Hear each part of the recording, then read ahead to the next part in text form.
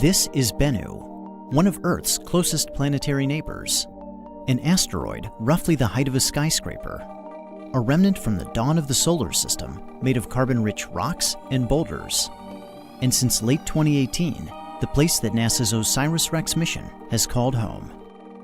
When OSIRIS-REx arrived, it began wrapping Bennu in a complex web of observations, starting with a preliminary survey of its size, shape, mass, and spin.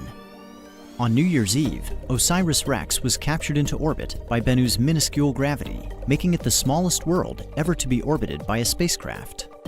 In early 2019, it broke orbit to conduct a detailed survey.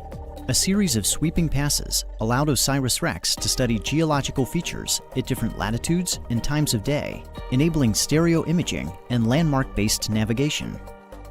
During the detailed survey, OSIRIS-REx globally mapped Bennu at only 5 centimeters per pixel, the highest resolution of any planetary body, including Earth.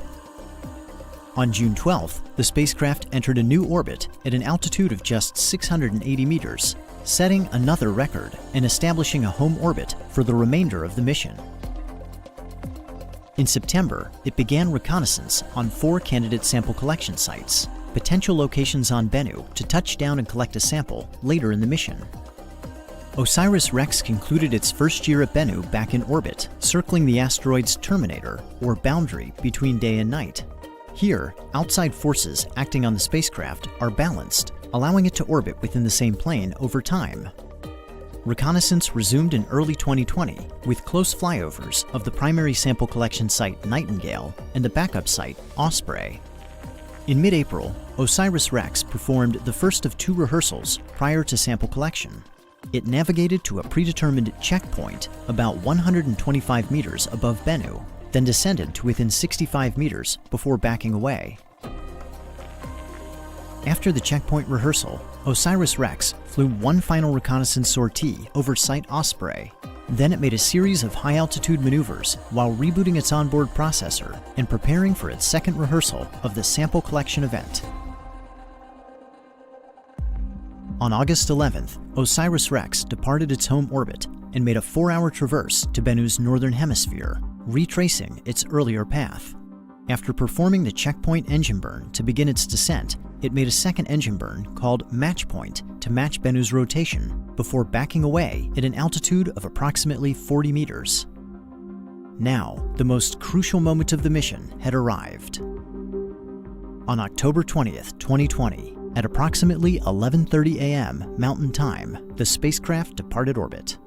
A few hours before, mission controllers on Earth had sent the commands for the Touch-and-Go Sample Collection Maneuver, or TAG. As they watched with anticipation, OSIRIS-REx steered itself to sample site Nightingale, maneuvering toward the small crater at the walking pace of a spider. At 4:11 p.m., the mission received confirmation. OSIRIS-REx had touched down and collected its sample. Following TAG, the spacecraft drifted to a safe distance away from Bennu. By the end of October, mission controllers determined that it had exceeded its goal of collecting 60 grams of asteroid material. They directed it to stow the sample in preparation for return to Earth. Before departing Bennu, OSIRIS-REx was given one final task. On April 7th, it flew over Site Nightingale to observe how the sample collection event had changed the surface. And with that, OSIRIS-REx had recorded its mark on Bennu and spun the last strand of its web.